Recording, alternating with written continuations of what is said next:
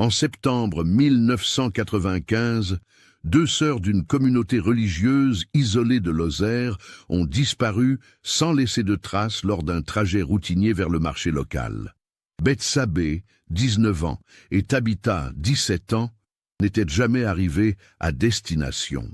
Pendant 9 longues années, leurs parents et leur communauté ont vécu dans l'incertitude la plus totale, refusant de faire appel aux autorités par méfiance du monde extérieur. Puis, en 2004, des ouvriers travaillant près d'une mine de plomb abandonnée ont fait une découverte qui a glacé le sang de toute la région. Au fond d'un puits oublié depuis des décennies, ils ont trouvé une charrette en bois, parfaitement préservée par l'humidité constante de la mine. Cette charrette appartenait aux sœurs Rousselin. Mais ce n'était que le début d'une révélation qui allait bouleverser la compréhension de cette disparition. Car à côté de cette charrette, les enquêteurs ont découvert des objets qui ont immédiatement transformé une disparition mystérieuse en une enquête criminelle d'une ampleur insoupçonnée. Des objets qui suggéraient que Betsabé et Tabitha n'avaient pas été victimes d'un accident, mais d'un enlèvement soigneusement orchestré par des individus qui connaissaient parfaitement les habitudes de leur communauté isolée. Comment ces deux jeunes femmes, élevées dans la simplicité et la foi, ont-elles pu devenir les cibles d'un crime aussi méticuleux? Et surtout, que révèle vraiment cette charrette retrouvée 9 ans plus tard dans les profondeurs d'une mine abandonnée? Avant de continuer avec cette histoire perturbante, si vous appréciez les cas mystérieux réels comme celui-ci, abonnez-vous à la chaîne et activez les notifications pour ne manquer aucun nouveau cas. Maintenant, découvrons comment tout a commencé. La Lozère de 1995 était encore une terre de contrastes saisissants. Département le moins peuplé de France, ces vastes étendues de causses et de montagnes abritaient des communautés qui avaient choisi de vivre en marge de la modernité galopante. Parmi elles, la communauté des frères de la Nouvelle Alliance, installée depuis les années 60 dans un hameau perdu près de Mende, représentait un mode de vie quasi autarcique qui fascinait autant qu'il intriguait. Cette communauté d'une 50aine d'âmes avait été fondée par Ezra Rousselin, un ancien ingénieur parisien qui, après mai 68, avait tout quitté pour créer une société basée sur les valeurs chrétiennes traditionnelles et le retour à la terre. Contrairement aux Amish d'Amérique du Nord, les frères de la Nouvelle Alliance n'interdisaient pas totalement la technologie moderne, mais ils la limitaient strictement à ce qui était nécessaire pour leur survie économique. Ils possédaient quelques tracteurs pour les gros travaux agricoles, un générateur électrique pour l'atelier de menuiserie et même un téléphone communautaire installé dans la maison d'Ezra. Mais télévision, radio et journaux étaient proscrits, considérés comme des sources de corruption spirituelle. Les femmes portaient des robes longues et des châles, les hommes des barbes sans moustache, selon la tradition anabaptiste. Leurs Français avaient même développé quelques particularités, mélange d'archaïsme et d'expressions religieuses qui marquaient leur volonté de se distinguer du monde extérieur. Betsabé et Tabitha Rousselin étaient les filles d'Ezra et de son épouse Rachel, une ancienne institutrice reconvertie à cette vie contemplative. Betsabé, l'aînée, incarnait parfaitement les valeurs de la communauté. Grande et élancée, avec des cheveux châtains clairs toujours soigneusement tressés, elle possédait cette sérénité particulière qui caractérise ceux qui ont trouvé leur place dans le monde. Responsable de l'éducation des plus jeunes enfants de la communauté, elle excellait aussi dans les travaux manuels, particulièrement la couture et le tissage. Tabitha, plus petite et plus ronde, avait hérité des yeux verts perçants de sa mère et d'un tempérament plus curieux que sa sœur aînée. Si elle respectait les règles de la communauté, on la surprenait parfois à regarder avec envie les voitures qui passaient sur la route départementale, ou à poser des questions sur le monde extérieur qui embarrassait les adultes. Cette curiosité n'était pas vue comme un défaut majeur. Après tout, elle n'avait que 17 ans, mais certains anciens commençaient à s'inquiéter de son influence sur les plus jeunes. La communauté vivait principalement de l'agriculture biologique et de l'artisanat. Leurs légumes, leurs fromages de chèvre et leurs meubles en bois massifs s'écoulaient facilement sur les marchés de la région. Mende, Florac et parfois même Millau voyaient régulièrement arriver ces familles en habits sombres, leurs charrettes tirées par des chevaux percherons chargés de produits d'une qualité remarquable.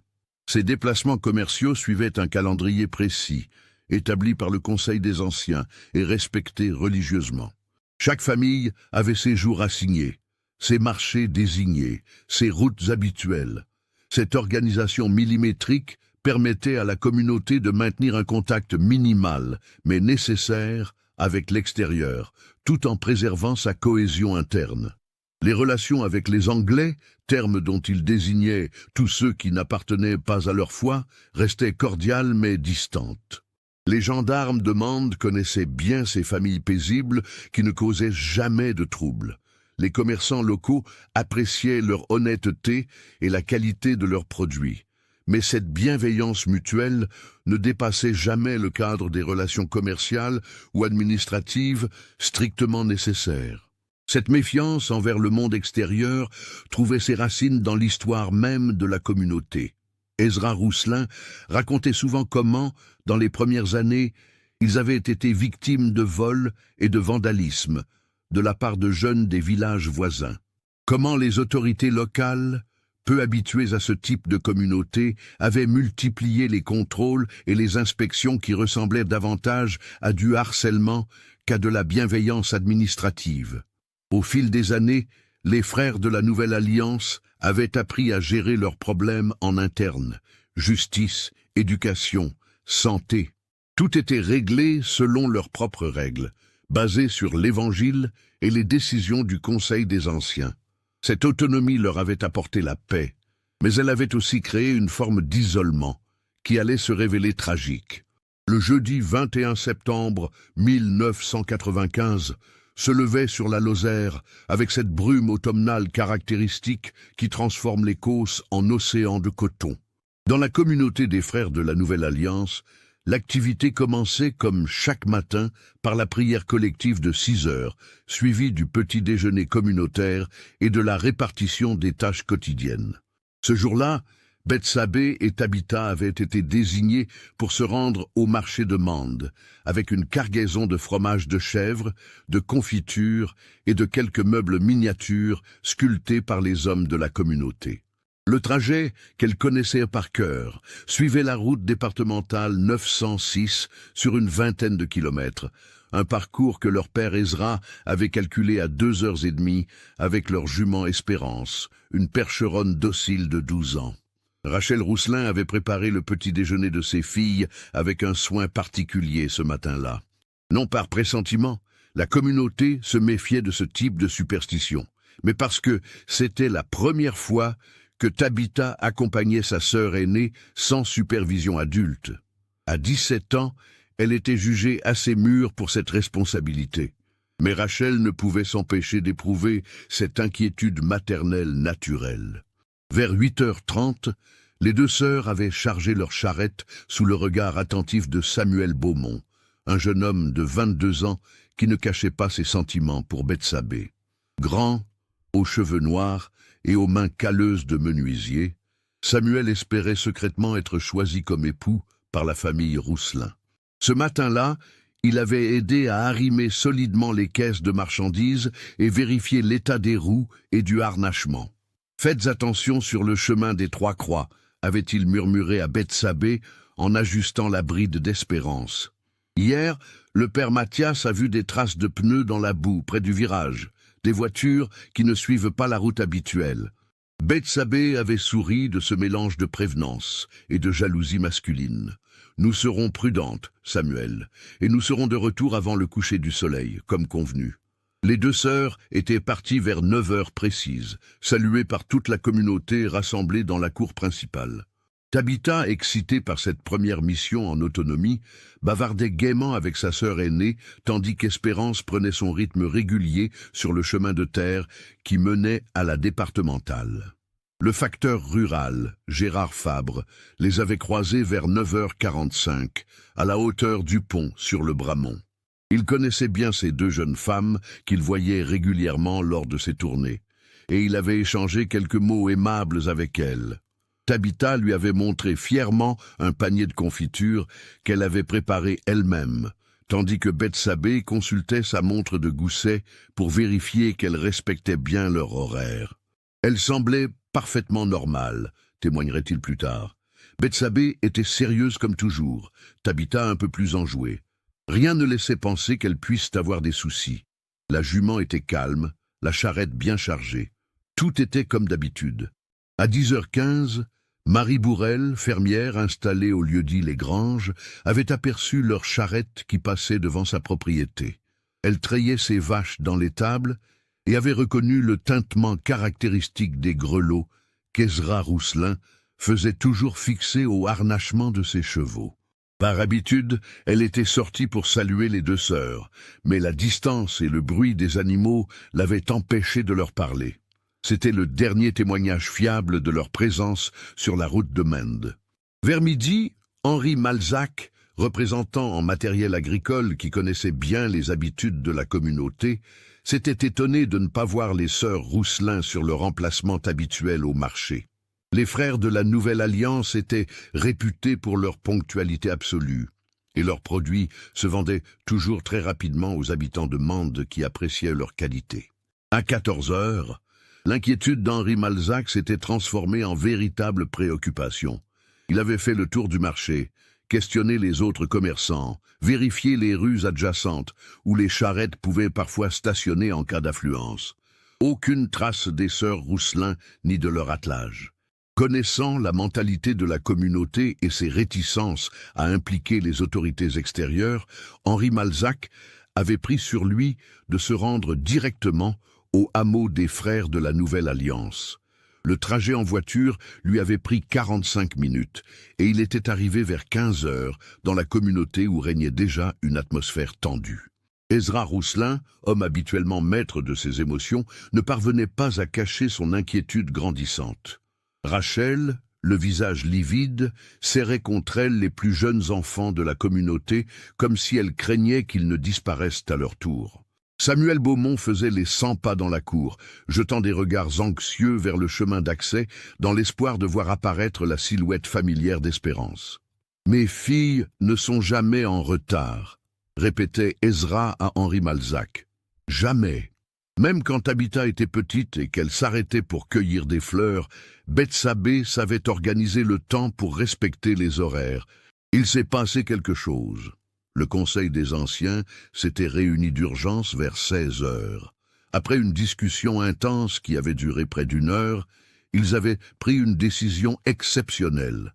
Envoyer 3 équipes de recherche sur les routes susceptibles d'avoir été empruntées par les deux sœurs. Samuel Beaumont, accompagné de 2 autres jeunes hommes, avait pris la route directe vers Mende. Un second groupe était parti vers Florac, au cas où les filles auraient changé d'itinéraire. Le troisième, dirigé par Ezra lui-même, avait entrepris de fouiller systématiquement tous les chemins secondaires et les raccourcis connus. Ces recherches, menées jusqu'à la tombée de la nuit, n'avaient rien donné. Aucune trace de la charrette, aucun signe d'espérance, aucun indice sur le sort des deux sœurs. Comme si elles s'étaient volatilisées entre les Granges et Mende, sur une portion de route parfaitement connue et régulièrement fréquentée. C'est seulement le lendemain matin, après une nuit blanche, passée en prière et en conciliabule, qu'Ezra Rousselin s'était finalement résolu à franchir le pas qu'il redoutait tant, se rendre à la gendarmerie de Mende pour signaler officiellement la disparition de ses filles. Mais ce retard de 24 heures, motivé par les convictions religieuses et la méfiance séculaire de la communauté envers les autorités, allait considérablement compliquer l'enquête naissante. L'adjudant-chef Jean-Claude Martinet, responsable de la brigade de gendarmerie de Mende, avait accueilli Ezra Rousselin, avec le mélange de professionnalisme et de perplexité que suscitaient toujours les membres de cette communauté si particulière. Homme d'expérience, Martinet servait en Lozère depuis 15 ans et connaissait bien les spécificités de ce territoire où coexistaient modernité et traditions ancestrales. L'enquête initiale avait été menée selon les procédures standards, mais les 24 heures perdues avaient considérablement réduit les chances de retrouver rapidement les deux sœurs. Les gendarmes avaient interrogé tous les témoins potentiels sur l'itinéraire habituel, fouillé les fossés et les sous-bois adjacents à la route, vérifiés auprès des hôpitaux régionaux. Les maréchaux ferrants et vétérinaires avaient été contactés au cas où Espérance aurait été blessée ou abandonnée quelque part. Une battue organisée le dimanche 24 septembre avait mobilisé une cinquantaine de bénévoles, principalement des chasseurs locaux qui connaissaient parfaitement le terrain. Ils avaient ratissé méthodiquement tous les chemins forestiers, les clairières, les bergeries abandonnées et les résurgences karstiques si nombreuses dans cette région de Causse. Rien. La piste criminelle s'était rapidement imposée, mais elle se heurtait à un obstacle majeur, l'absence totale de mobiles apparents. Bethsabée et Tabitha n'avaient pas d'ennemis connus, ne fréquentaient personne en dehors de leur communauté, ne possédaient rien de valeur qui puisse susciter la convoitise. Leur mode de vie les mettait naturellement à l'abri des problèmes liés à la drogue, aux relations sentimentales compliquées ou aux conflits d'intérêts financiers. L'hypothèse de la fugue avait été rapidement écartée. Bethsabée était profondément attachée à sa foi et à sa communauté, et tous les témoignages concordaient sur sa stabilité émotionnelle et sa maturité. Quant à Tabitha, malgré sa curiosité pour le monde extérieur, elle n'avait jamais exprimé le moindre désir de quitter les siens. De plus, elles avaient emporté une importante cargaison de marchandises qu'elles n'auraient jamais abandonnée en cas de départ volontaire. Au fil des semaines, puis des mois, l'enquête s'enlisait dans les hypothèses contradictoires. Accident? Mais où étaient les corps, la charrette, le cheval? Enlèvement? Mais dans quel but et par qui? Crime crapuleux? Mais les sœurs Rousselin ne transportaient jamais d'argent liquide en quantité importante, et leurs marchandises, bien que de qualité, ne représentaient pas une fortune. La communauté des frères de la Nouvelle Alliance traversait la période la plus sombre de son existence. Ezra Rousselin, jadis patriarche respecté et charismatique, semblait avoir vieilli de 10 ans en quelques mois. Ses cheveux avaient blanchi, ses épaules s'étaient voûtées, et son regard portait désormais cette tristesse infinie de ceux qui ont perdu l'espoir sans perdre l'amour. Rachel Rousselin avait développé une forme d'agoraphobie qui l'empêchait de sortir du périmètre de la communauté. Elle passait ses journées à coudre compulsivement les robes que ses filles ne porteraient jamais, préparait machinalement 3 couverts à chaque repas et sursautait au moindre bruit de pas dans la cour, espérant contre toute logique voir apparaître Bethsabée et Tabitha.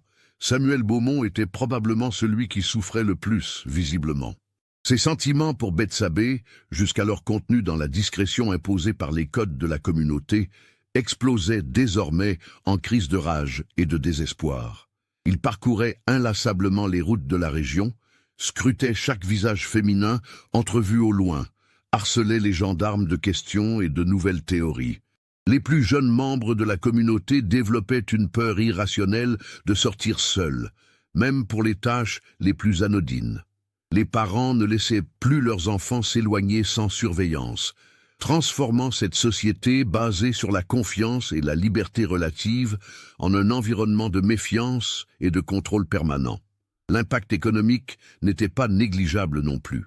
Bethsabée et Tabitha représentaient une part importante de la force de travail qualifiée de la communauté. Leurs compétences en couture, tissage et éducation des enfants n'étaient pas facilement remplaçables. Les revenus du marché de Mende avaient chuté, car personne n'osait plus emprunter la route maudite où elles avaient disparu. Mais c'est la dimension spirituelle qui ébranlait le plus profondément les frères de la Nouvelle Alliance.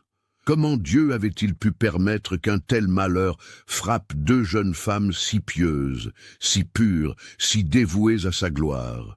Les prières quotidiennes prenaient des accents de supplication désespérée. Les sermons d'Ezra perdaient de leur assurance habituelle, ponctués de silences douloureux et de questions sans réponse. Certains membres commençaient à remettre en question les fondements mêmes de leur mode de vie. Cette isolation du monde extérieur, qui leur avait toujours semblé protectrice, ne les avait-elle pas rendus plus vulnérables? Cette méfiance envers les autorités n'avait-elle pas desservi Bethsabée et Tabitha en retardant les recherches? L'automne 1995 céda la place à un hiver particulièrement rigoureux. La neige s'installa tôt sur les causses, recouvrant d'un linceul blanc tous les indices que les enquêteurs auraient encore pu espérer découvrir. Les recherches furent officiellement suspendues jusqu'au printemps, alimentant chez les Rousselin le sentiment amer que leurs filles étaient déjà oubliées par un système judiciaire qui ne les avait jamais vraiment comprises. Pourtant, l'adjudant-chef Martinet n'abandonnait pas. Cet homme méticuleux continuait à recueillir les témoignages, à vérifier les alibis, à explorer les pistes les plus ténues. Il avait été particulièrement intrigué par le témoignage de Samuel Beaumont concernant ces traces de pneus aperçues près du chemin des Trois-Croix la veille de la disparition. Malheureusement, les intempéries avaient depuis longtemps effacé ces indices potentiels. Le printemps 1996 apporta un regain d'espoir temporaire. Les recherches reprirent avec l'aide de spéléologues bénévoles qui explorèrent systématiquement les nombreuses grottes et avens de la région. La Lozère, criblée de cavités naturelles, pouvait facilement dissimuler des corps ou des objets. Mais ces explorations, aussi courageuses que méthodiques, ne donnèrent aucun résultat. L'été vit naître une théorie nouvelle dans l'esprit de certains enquêteurs. Et si les sœurs Rousselin avaient été victimes d'un réseau criminel plus large? L'isolement de leur communauté, leur déplacement prévisible, leur méconnaissance du monde extérieur en faisaient des proies idéales pour des trafiquants cherchant de la main-d'œuvre gratuite ou des individus à exploiter. Cette hypothèse conduisit à élargir l'enquête au niveau national. Les signalements furent transmis à toutes les brigades de France avec une attention particulière pour les régions frontalières. Des liens furent établis avec Interpol au cas où les deux sœurs auraient été emmenées à l'étranger. Mais là encore, aucune piste concrète n'émergea. Les mois s'écoulaient, puis les années. 1997, 1998, 1999. Chaque anniversaire de la disparition ravivait la douleur et relançait temporairement les recherches. Des journalistes venaient parfois interviewer la famille. Des émissions de télévision consacraient quelques minutes à ce mystère lozérien, mais l'attention du public s'émoussait rapidement. La communauté des frères de la Nouvelle Alliance se refermait progressivement sur elle-même.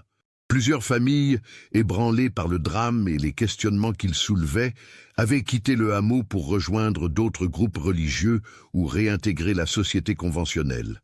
Les effectifs étaient tombés à une trentaine de personnes, menaçant la viabilité économique de l'ensemble. Samuel Beaumont était parti en 2001, incapable de supporter plus longtemps l'absence de celle qu'il aimait en silence. Il avait rejoint une communauté amiche du Jura, espérant y trouver la paix que la Lozère ne pouvait plus lui offrir. Avant son départ, il avait confié à Ezra Rousselin « Je ne peux pas accepter qu'elle soit morte sans savoir comment ni pourquoi. Mais je ne peux plus non plus accepter qu'elle soit peut-être vivante quelque part sans pouvoir les aider. » L'adjudant-chef Martinet, promu capitaine et muté à Rodez en 2002, avait transmis le dossier à son successeur avec un sentiment d'échec professionnel qui l'accompagnerait jusqu'à sa retraite. Dans ses derniers rapports, il écrivait « Cette affaire présente toutes les caractéristiques d'un crime parfaitement organisé par des individus connaissant intimement les habitudes de la communauté Rousselin. L'absence totale d'indices matériels suggère une préméditation exceptionnelle et des moyens considérables pour faire disparaître non seulement 2 personnes, mais aussi un cheval et une charrette. » C'est le mardi 15 juin 2004 qu'un événement totalement inattendu allait relancer l'enquête sur la disparition des sœurs Rousselin de la manière la plus spectaculaire. Ce jour-là, l'entreprise de BTP Cos et Fils, basée à Marvejols, avait remporté un contrat de réhabilitation du site minier abandonné de Villefort, une ancienne exploitation de plomb fermée depuis les années 70. Ce site, situé à une trentaine de kilomètres du hameau des Frères de la Nouvelle Alliance, était resté à l'abandon depuis la fermeture de la mine. Les galeries avaient été murées par sécurité, mais les puits d'accès n'avaient jamais été complètement comblés. Le projet de réhabilitation prévoyait de transformer une partie de l'ancienne carrière en centre d'interprétation géologique pour les touristes, tout en sécurisant définitivement les zones dangereuses. Jérôme Cos, patron de l'entreprise familiale, avait confié la direction des travaux à son contremaître le plus expérimenté, Michel Pradal, un homme de 53 ans qui connaissait parfaitement les spécificités des chantiers en terrain minier. Pradal savait que ce type d'intervention réservait toujours des surprises entre les galeries non répertoriées et l'instabilité des terrains. L'équipe de 6 ouvriers avait commencé par cartographier précisément toutes les ouvertures visibles, en utilisant des détecteurs de cavités pour repérer les vides souterrains. C'est lors de cette phase préliminaire qu'ils avaient découvert l'existence d'un puits secondaire, probablement creusé à la fin de l'exploitation pour évacuer les eaux d'infiltration et qui n'apparaissait sur aucun plan officiel. Ce puits, d'un diamètre d'environ 2 mètres, était dissimulé par une végétation dense qui avait poussé au fil des décennies. Seule une dépression circulaire du terrain, visible uniquement à la lumière rasante du matin, trahissait sa présence. Michel Pradal avait décidé de l'explorer pour évaluer s'il représentait un danger pour la suite des travaux. L'opération de descente était prévue pour le vendredi 18 juin. Pradal avait fait appel à un spéléologue professionnel, Laurent Mercier, qui possédait tout l'équipement nécessaire pour une exploration en sécurité. La profondeur du puits, estimée à une quinzaine de mètres d'après les échos sonores, restait dans les limites d'une intervention de routine. La descente de Laurent Mercier avait commencé vers 9 heures du matin, sous l'œil attentif de toute l'équipe rassemblée autour du puits. Les premiers mètres ne présentaient aucune particularité. Parois rocheuses typiques des mines de plomb, quelques racines d'arbres qui avaient trouvé des fissures pour s'infiltrer, accumulation habituelle de feuilles mortes et de débris divers. Mais à 12 mètres de profondeur, Laurent Mercier était tombé sur quelque chose d'absolument inattendu. Sa voix, déformée par l'écho du puits, était remontée vers la surface avec une intonation qui avait immédiatement alerté Michel Pradal. Il y a quelque chose d'artificiel ici, quelque chose qui n'a rien à faire dans cette mine.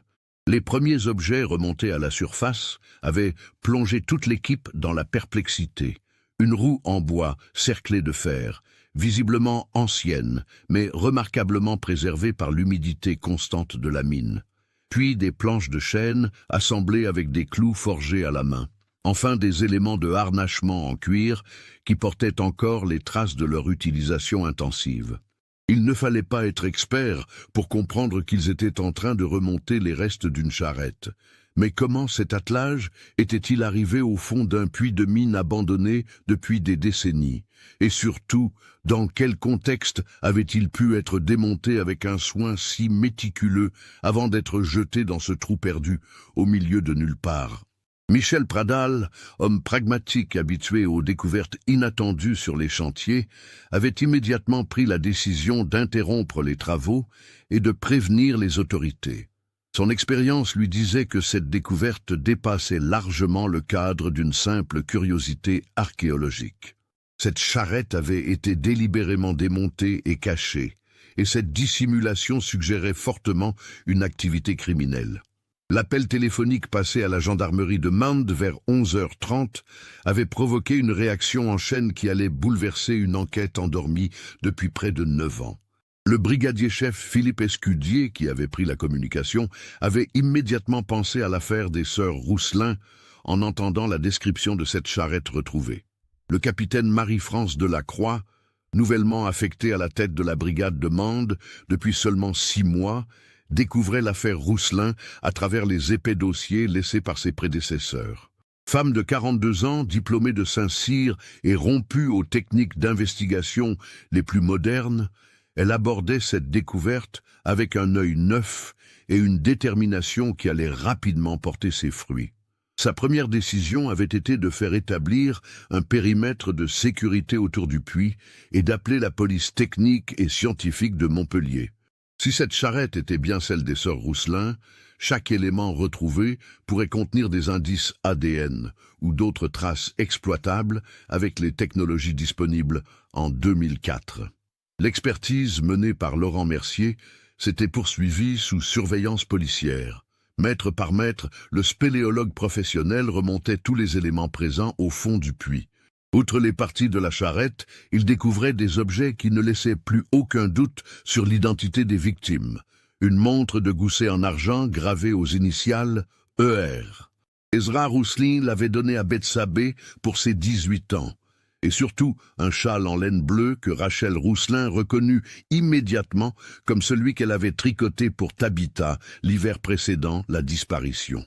Mais c'est la découverte suivante qui allait transformer définitivement cette affaire de disparition mystérieuse en enquête criminelle d'une ampleur insoupçonnée. Au fond du puits, soigneusement emballé dans des bâches plastiques industrielles, Laurent Mercier avait trouvé des ossements. Pas un squelette complet, mais des fragments qui suggéraient la présence d'au moins 2 corps différents. L'analyse anthropologique préliminaire, menée par le docteur Sylviane Martel de l'Institut médico-légal de Montpellier, confirmait qu'il s'agissait de restes humains féminins, l'un correspondant à une femme d'environ 19 ans, l'autre à une adolescente de 16 à 18 ans. Les ossements ne portaient pas de traces évidentes de violence, mais leur état de conservation et leur répartition dans le puits suggéraient qu'ils avaient été déplacés plusieurs fois. Cette découverte soulevait des questions troublantes. Pourquoi les corps avaient-ils été démembrés? Dans quel but cette charrette avait-elle été soigneusement démontée avant d'être jetée dans le puits? Et surtout, comment les assassins connaissaient-ils l'existence de ce puits secondaire, invisible depuis la surface et absent de tous les plans officiels? L'enquête prenait désormais une dimension totalement différente. Le capitaine Delacroix avait immédiatement constitué une équipe spécialisée et lancé de nouvelles investigations sur tous les anciens employés de la mine de Villefort. Les listes du personnel, conservées dans les archives départementales, révélaient que l'exploitation avait fermé en 1978, soit 17 ans avant la disparition des sœurs. Parmi les anciens mineurs encore vivants, la plupart étaient désormais retraités et vivaient paisiblement dans la région. Mais leur témoignage allait apporter un éclairage nouveau sur cette mine abandonnée. Plusieurs d'entre eux confirmaient l'existence de ce puits secondaire, creusé dans les dernières années d'exploitation pour évacuer les eaux d'infiltration qui rendaient le travail de plus en plus difficile. Marcel Bonnefoy, ancien chef d'équipe âgé de 73 ans, se souvenait particulièrement bien de ce puits. On l'appelait le trou du diable, parce qu'il était dangereux, et qu'il servait à rien d'autre qu'à pomper l'eau. Mais c'est vrai qu'il était bien caché. Fallait savoir où chercher pour le trouver. Nous, on y allait seulement quand les pompes avaient des problèmes. L'interrogatoire de Marcel Bonnefoy avait révélé un détail crucial. Ce puits était accessible par un ancien chemin forestier qui permettait de s'en approcher en véhicule sans passer par l'entrée principale de la mine. Un chemin discret, utilisé autrefois pour l'entretien des équipements de pompage, et qui offrait un accès parfait pour quelqu'un souhaitant se débarrasser discrètement d'objets compromettants. Les investigations se concentraient désormais sur l'identification de personnes qui auraient pu connaître à la fois l'existence de ce puits et les habitudes des sœurs Rousselin. Car il devenait évident que ce crime n'était pas le fruit du hasard.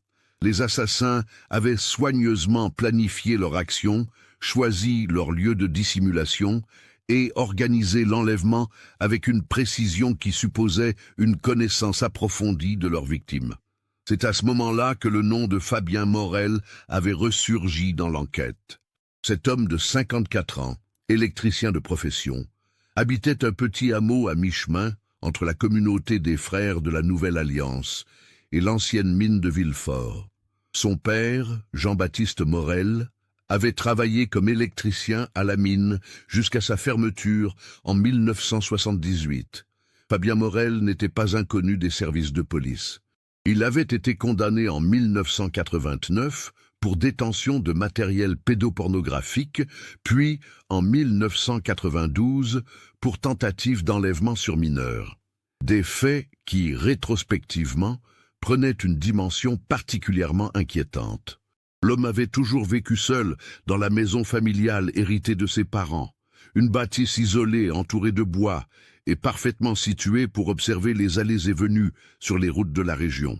Ses voisins le décrivaient comme un personnage étrange, sociable en surface mais capable de disparitions inexpliquées pendant plusieurs jours d'affilée.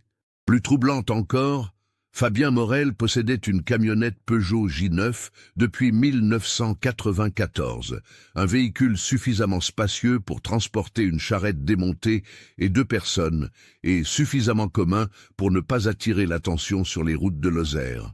Les vérifications effectuées sur ce véhicule révélaient qu'il avait été vendu à la casse en 1996, soit 1 an seulement après la disparition des sœurs. Le capitaine Delacroix avait ordonné une surveillance discrète de Fabien Morel pendant que les investigations se poursuivaient. L'homme menait apparemment une vie parfaitement normale, travaillant comme électricien indépendant pour divers clients de la région, mais son comportement trahissait une nervosité croissante depuis la découverte du puits. Les analyses ADN pratiquées sur les ossements et les objets retrouvés allaient fournir la confirmation définitive. Les restes humains correspondaient effectivement à Bethsabée et Tabitha Rousselin, et plusieurs traces biologiques prélevées sur le châle de Tabitha appartenaient à un individu masculin non identifié. Cet ADN allait être comparé à celui de tous les suspects potentiels de l'enquête. En parallèle, les investigations révélaient l'existence d'un réseau plus vaste que ne le laissait supposer l'hypothèse du crime isolé.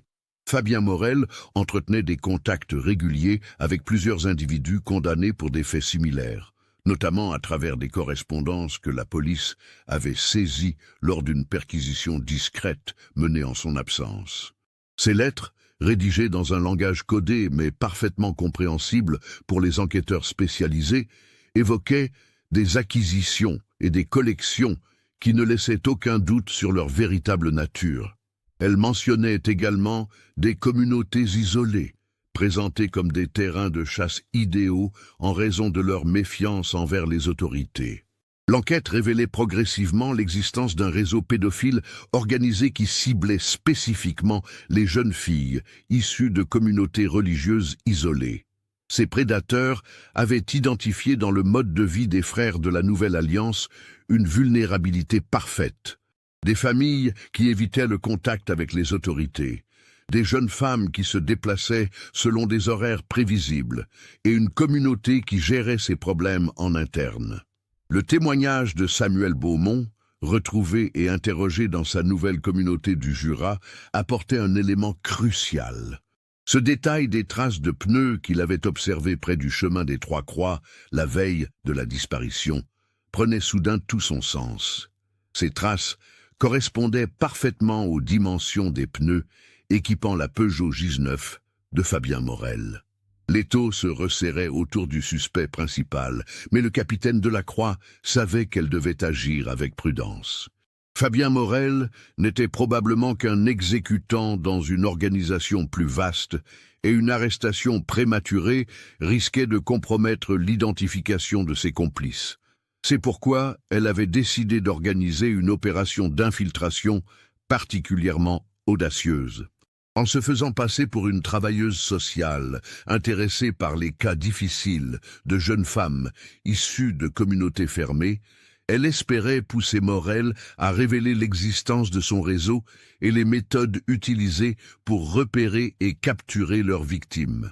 L'opération d'infiltration, lancée par le capitaine Delacroix le lundi 26 juillet 2004, allait se révéler d'une efficacité redoutable.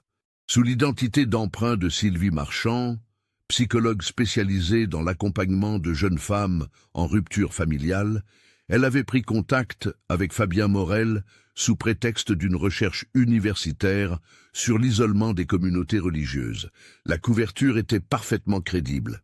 Le capitaine Delacroix maîtrisait parfaitement les codes du travail social grâce à sa formation initiale en psychologie, abandonnée au profit de Saint-Cyr, mais qui lui servait désormais dans cette mission délicate.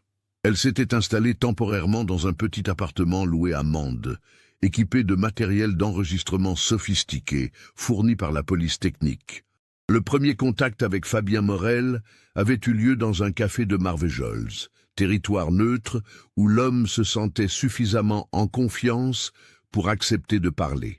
Dès les premiers échanges, le capitaine Delacroix avait compris qu'elle tenait un individu profondément perturbé, mais d'une intelligence redoutable qui avait su masquer ses instincts criminels derrière une façade de respectabilité. Morel s'était montré étonnamment prolixe sur sa connaissance des communautés isolées de la région. Il évoquait avec une précision troublante les habitudes des frères de la Nouvelle Alliance, leurs horaires de déplacement, leur méfiance envers les autorités. Plus inquiétant encore, il mentionnait d'autres groupes similaires dans l'Aveyron et l'Ardèche, suggérant que son intérêt ne se limitait pas à la seule communauté d'Ezra Rousselin. « Ces gens-là vivent dans un autre siècle », expliquait-il à la fausse psychologue. « Ils protègent leurs enfants de la corruption du monde moderne, mais ils ne réalisent pas qu'ils les rendent plus vulnérables. Une jeune fille élevée dans ce cocon ne sait pas reconnaître les dangers. Elle fait confiance trop facilement. » Au fil des rencontres, savamment espacées pour ne pas éveiller les soupçons, Fabien Morel révélait progressivement l'ampleur de ses connaissances et de ses réseaux.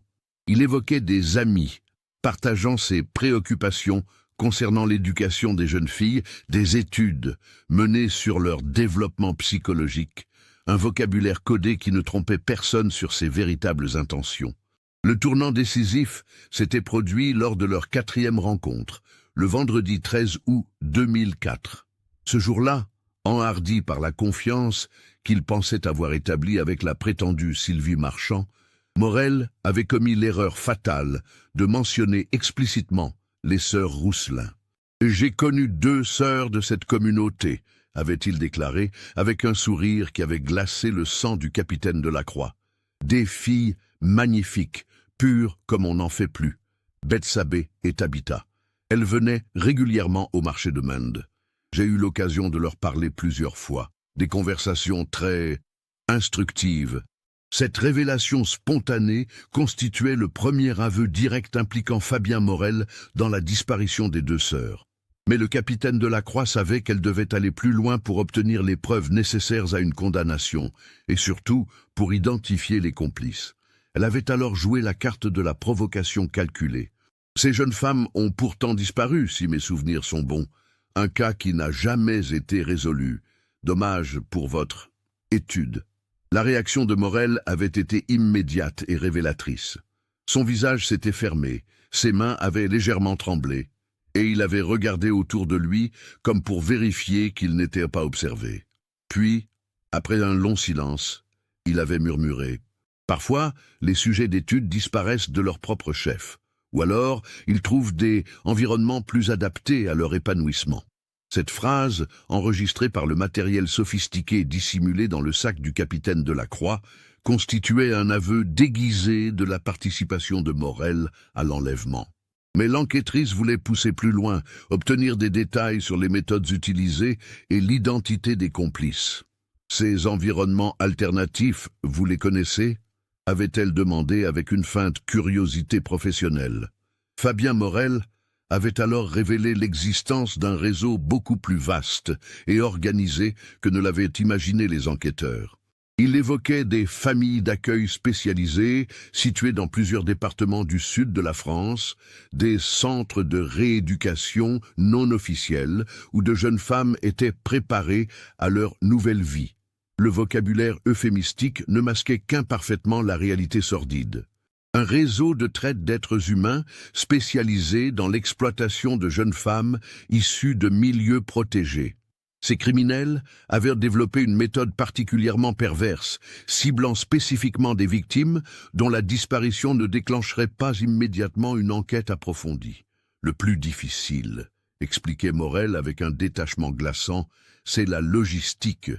Il faut faire disparaître toutes les traces, les objets personnels, les moyens de transport, tout ce qui pourrait permettre de reconstituer les derniers moments.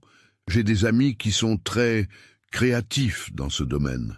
Cette phrase allait permettre d'identifier le complice principal de Fabien Morel, Gérald Fauconnier, ancien employé des mines de Villefort, reconverti dans les travaux publics. Cet homme de 48 ans possédait une parfaite connaissance de tous les sites abandonnés de la région et les moyens techniques pour faire disparaître des preuves dans les meilleures conditions. L'investigation révélait que Fauconnier possédait également un casier judiciaire chargé, avec notamment une condamnation pour viol en 1983 et plusieurs signalements pour harcèlement de mineurs.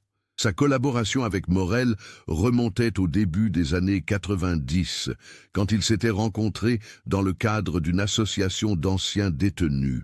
Le piège final avait été tendu lors d'une ultime rencontre organisée le mercredi 18 août 2004.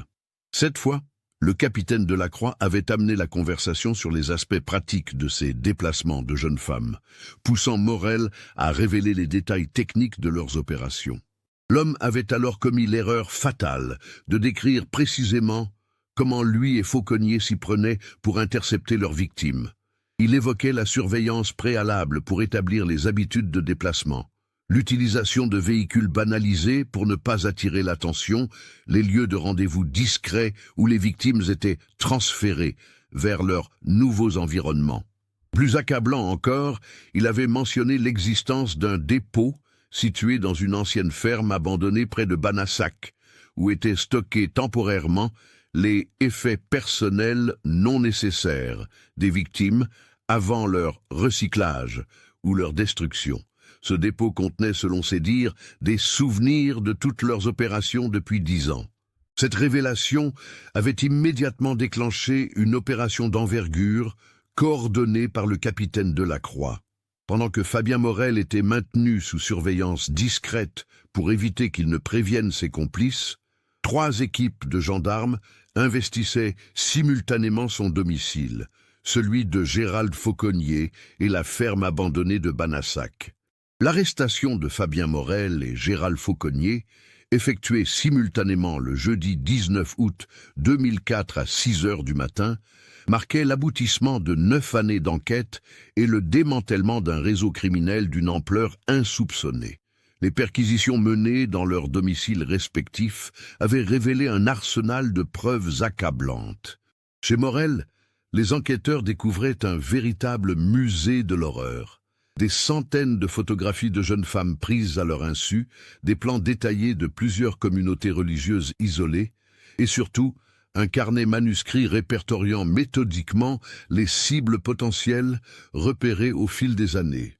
Ce carnet contenait des informations précises sur Bethsabée et Tabitha Rousselin, leurs horaires de déplacement, leurs habitudes vestimentaires, leurs traits de caractère observés lors des marchés de Mende. Morel y avait même consigné ses évaluations de leur potentiel d'adaptation à leur future situation, avec un détachement clinique qui révélait la profondeur de sa perversion. Chez Gérald Fauconnier, la découverte la plus troublante était un atelier clandestin équipé de matériel de soudure et de découpe métallique. C'est dans cet atelier que la charrette des sœurs Rousselin avait été soigneusement démontée avant d'être jetée dans le puits de la mine de Villefort. Fauconnier avait conservé les outils utilisés, ainsi que des photographies du chantier, prises comme des trophées de leur crime parfait. Mais c'est la perquisition de la ferme abandonnée de Banassac qui allait révéler l'ampleur véritable de leurs activités criminelles. Dans une cave aménagée en chambre forte, les gendarmes découvraient les archives du réseau. Des dizaines de dossiers contenant les identités et les photographies de victimes potentielles, des correspondances avec d'autres membres du réseau basés dans le sud de la France, et surtout les effets personnels de plusieurs jeunes femmes disparues au cours des 10 dernières années.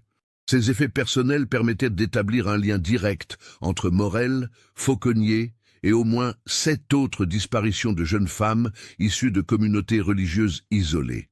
Des cas classés sans suite dans l'Aveyron, l'Ardèche et les Pyrénées-Orientales, qui prenait soudain une dimension tragique nouvelle. L'interrogatoire de Fabien Morel, mené par le capitaine Delacroix, avec l'assistance d'un psychologue criminologue, révélait la méthode particulièrement perverse développée par le réseau. Il ciblait exclusivement des jeunes femmes issues de communautés qui privilégiaient la résolution interne de leurs problèmes et manifestaient une méfiance naturelle envers les autorités extérieures. Nous savions que ces familles ne feraient pas immédiatement appel à la police, expliquait Morel avec un cynisme glaçant. Leur mode de vie nous donnait plusieurs jours, parfois plusieurs semaines d'avance sur les enquêtes. Le temps nécessaire pour faire disparaître toutes les preuves et transférer les filles vers les centres de réception. Ces centres de réception étaient en réalité des propriétés isolées où les victimes étaient séquestrées, dressées psychologiquement, puis vendues à des clients fortunés en quête de compagnes dociles et pures. Le réseau avait développé une véritable industrie de la traite humaine, exploitant les spécificités culturelles de certaines communautés religieuses pour alimenter un marché clandestin particulièrement lucratif. Gérald Fauconnier, confronté aux preuves matérielles découvertes dans son atelier, avait fini par passer aux aveux complets. Il révélait comment il procédait pour intercepter leurs victimes, surveillance préalable pendant plusieurs semaines pour établir leurs habitudes, choix d'un point d'interception isolé sur leur trajet habituel, utilisation d'un subterfuge pour les faire descendre de leur charrette. Dans le cas des sœurs Rousselin, ils avaient simulé une panne de leur camionnette sur la route de Mende, comptant sur la charité naturelle des deux jeunes femmes pour les inciter à s'arrêter. Bethsabée et Tabitha, élevées dans les valeurs d'entraide et de compassion, n'avaient pas hésité à offrir leur aide à ces hommes apparemment en détresse. « Elles étaient si confiantes », murmurait Fauconnier lors de ses aveux. « Bethsabée a même proposé de nous accompagner jusqu'au garage le plus proche avec leur charrette. Elles ne se doutaient de rien jusqu'au moment où nous les avons menottées dans la camionnette. Les deux sœurs avaient été emmenées dans la ferme de Banassac où elles avaient été séquestrées pendant plusieurs jours en attendant leur transfert vers un centre de conditionnement situé dans les Pyrénées-Orientales.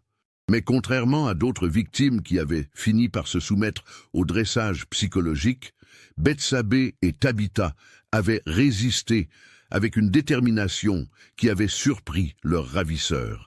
Bethsabée, en particulier, s'était révélée être un leader naturel qui encourageait sa sœur cadette à ne jamais abandonner l'espoir. Elle organisait des prières secrètes, créait des codes de communication avec Tabitha et tentait constamment de trouver des moyens de s'échapper ou d'alerter l'extérieur. Cette résistance inattendue avait posé un problème majeur au réseau. Les clients n'acceptaient que des jeunes femmes complètement soumises, et le processus de conditionnement s'avérait plus long et plus complexe que prévu. Après 2 semaines de séquestration infructueuse, Morel et Fauconnier avaient pris la décision d'éliminer les deux sœurs pour éviter qu'elles ne deviennent un témoignage compromettant. Les circonstances exactes de leur mort restaient floues dans les témoignages des deux hommes, chacun rejetant la responsabilité directe sur l'autre. Ce qui était certain, c'est que Bethsabée et Tabitha avaient été tués dans la ferme de Banassac, puis leurs corps transportés vers la mine de Villefort pour y être définitivement dissimulés. Fauconnier avait utilisé ses connaissances techniques pour démembrer les corps et les faire disparaître dans les galeries inondées de l'ancienne mine, conservant seulement quelques ossements comme trophées. La charrette avait été démontée pièce par pièce dans son atelier, puis jetée dans le puits secondaire dont il connaissait l'existence grâce à son père, ancien employé du site. L'enquête révélait également que le réseau était beaucoup plus vaste que ne le laissaient supposer les seules arrestations de Morel et Fauconnier. Les correspondances saisies dans la ferme de Banassac permettaient d'identifier au moins 12 autres complices répartis dans 6 départements du sud de la France. Une vaste opération coordonnée, baptisée Nouvelle Alliance, en hommage aux victimes de la communauté d'Ezra Rousselin, avait permis d'arrêter simultanément l'ensemble de ses complices et de libérer 4 jeunes femmes encore séquestrées dans différents centres du réseau. Le procès de Fabien Morel et Gérald Fauconnier s'était ouvert devant la cour d'assises de Mende en mars 2006. Les 2 hommes avaient été condamnés à la réclusion criminelle à perpétuité pour enlèvement, séquestration, viol et meurtre sur personnes mineures de 15 ans, avec période de sûreté de 30 ans. Leurs complices avaient écopé de peines allant de 15 à 25 ans de réclusion criminelle, selon leur degré d'implication dans les activités du réseau. Au total, cette affaire avait permis de résoudre 11 disparitions de jeunes femmes et de démanteler l'un des réseaux de traite humaine les plus sophistiqués jamais découverts en France. Pour Ezra et Rachel Rousselin, Ces révélations apportaient enfin des réponses aux questions qui les hantaient depuis près de 11 ans, mais également une douleur nouvelle en découvrant les souffrances endurées par leur fille. La communauté des frères de la Nouvelle Alliance, décimée par les départs successifs au fil des années, avait finalement décidé de se dissoudre officiellement en 2007. Ezra Rousseline, désormais âgé de 68 ans, avait confié lors du procès « Mes filles sont mortes en refusant d'abandonner leur foi et leur dignité. Elles ont résisté jusqu'au bout à ces hommes qui voulaient briser leur esprit. Dans notre communauté, nous disons que les martyrs ne meurent jamais vraiment. Bethsabée et Tabitha vivront éternellement dans notre mémoire et dans l'exemple qu'elles ont donné de courage et de fidélité. » Samuel Beaumont, revenu spécialement du Jura pour assister au procès, avait rendu un ultime hommage à celle qu'il aimait en silence. Bethsabée était la plus pure et la plus courageuse des femmes que j'ai connues. Savoir qu'elle s'est battue jusqu'au bout pour protéger sa sœur et préserver sa dignité ne me surprend pas. C'était exactement la femme exceptionnelle que nous connaissions tous. Le capitaine Marie-France Delacroix, promu commandant à l'issue de cette affaire qui avait marqué sa carrière, gardait de cette enquête la satisfaction du devoir accompli, mais également une profonde amertume. Nous avons résolu le mystère, mais nous n'avons pas pu sauver Bethsabée et Tabitha. Notre consolation, c'est d'avoir empêché que d'autres jeunes femmes subissent le même sort et d'avoir rendu justice à ces deux sœurs qui méritaient une vie longue et heureuse. La mine de Villefort, où avaient été retrouvés les restes des deux sœurs, avait été définitivement scellée et transformée en mémorial discret. Une simple plaque de bronze, posée à l'initiative de la municipalité, rappelait désormais à la mémoire de Bethsabée et Tabitha Rousselin, et de toutes les victimes de la barbarie humaine. Que leur courage inspire notre vigilance. Cette tragique affaire nous rappelle que les prédateurs savent exploiter les spécificités de chaque communauté pour identifier leurs victimes les plus vulnérables. Le courage de Bethsabée et Tabitha Rousselin, qui ont refusé de se soumettre jusqu'au bout, malgré les tortures et les menaces, témoigne d'une force d'âme exceptionnelle qui honore leur mémoire. Leur histoire illustre également l'importance de maintenir un équilibre subtil entre la protection de nos valeurs traditionnelles et la nécessité de rester vigilant face aux dangers du monde extérieur. Les communautés les plus fermées ne sont pas nécessairement les plus sûres, et l'isolement peut parfois se transformer en piège mortel. Qu'avez-vous pensé de cette enquête exceptionnelle qui a permis de résoudre un mystère vieux de 9 ans? Aviez-vous deviné l'ampleur du réseau criminel découvert grâce à cette charrette retrouvée au fond d'une mine abandonnée? Partagez vos réflexions dans les commentaires.